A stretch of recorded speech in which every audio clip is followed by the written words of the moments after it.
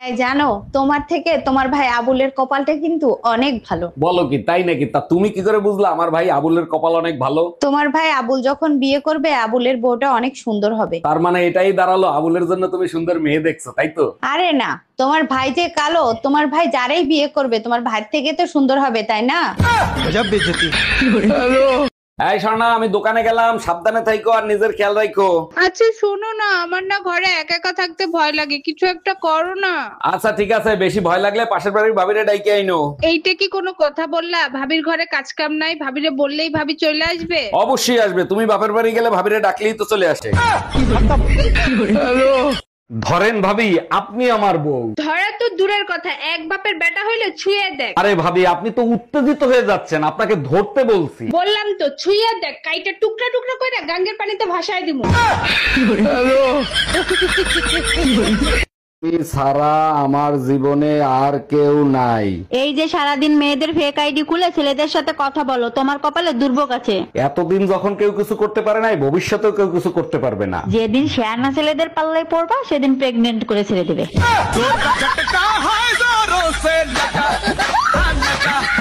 আচ্ছা অরুণ ভাই, মায়ের পায়ের নিচে যদি জান্নাত হয় তাহলে বাপের পায়ের নিচে কি হয়? বাপের পায়ের নিচে জুতা থাকে, নিয়মিত পিঠে পড়লে সন্তানরা মানুষ হয়। একদম ঠিক বলছেন। এবার বলেন, মায়ের চোখের পানি আর বউয়ের চোখের পানির মধ্যে পার্থক্য কি? মায়ের চোখের পানি পড়লে কলিজা ফাইটটা যায়, বউয়ের চোখের পানি পড়লে পকেট ফাঁকা হয়। দুদিন পর পর হাতে মেহেন্দি লাগাও, কাহিনী কি? কাহিনী পরে শোনো, হাতে পানি লাগাতে পারবো না, থালা বাসন ধুয়ে ফেলো। স্বামীর উপর যে নির্যাতন করো, তোমার তো নরকেও জায়গা হবে না। হাতের মেহেন্দি লাল না হলে তোর জায়গা কোথায় হবে সেটা চিন্তা কর।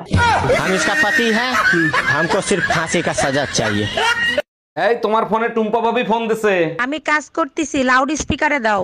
ভাবি, আমার বেডরুমের লাইটটা কেটে গেছে, আমি তো অন্ধকার ভয় পাই, ভাইরে যদি একটু পাঠায় দিতেন। অবশ্যই পাঠাই দিতাম, ও তো বাজারে গেছে ভাবি। এই গরমে বাজার করা যায়, তাই তাড়াতাড়ি চলে আসলাম। উকিল সাহেব, ট্রেনের দরজায় চাপা লেগে আমার আঙ্গুল কাইটে গেছে, রেলওয়ের নামে মামলা করব, মামলা লেখেন। মামলা করবেন, ঠিক আছে। রেলওয়ের কাছে কি দাবি করে মামলা করবেন সেটা বলেন। আমার আঙ্গুল কেটে গেছে, রেলওয়ে আমারে 20 লাখ টাকা জরিমানা দেবে। যদি প্রশ্ন করে আঙ্গুলের দাম 20 লাখ টাকা কিভাবে হয়, তখন আপনি কি বলবেন? তখন আমি বলবো, এই আঙ্গুলের ইশারায় আমি আমার স্বামীকে নাচাইতাম। এই তাড়াতাড়ি 1 কাপ চা বানায় দাও, মাথাটা প্রচন্ড ব্যথা করতেছে। আমারও গলা ব্যথা করতেছে, 2 কাপ বানাও, 1 কাপ তুমি খাও আর 1 কাপ আমারে দাও। আচ্ছা এক কাজ করো, তুমি আমার মাথা টিপে দাও, আমি তোমার গলা টিপে দিই। গলা টিপা তো দূরের কথা, তুই শুইয়ে দেখ, তোরে মার্ডার কেসের আসামি বানাবো। Bye bye, tata.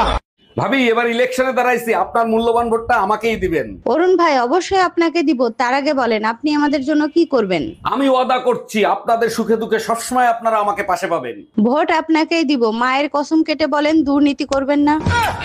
আরে ভাবি, এর জন্য কসম দেওয়ার কি আছে? আপনার ভোট আপনি দিবেন, যাকে খুশি তাকে দিবেন। এই শুনো, পাশের বাড়ির ভাবি চাকরি করে, আমিও সিদ্ধান্ত নিছি আমিও চাকরি করব। ভাবি তো শিক্ষিত, তাই চাকরি করে। তোমার কি চেহারা দেখে চাকরি দেবে?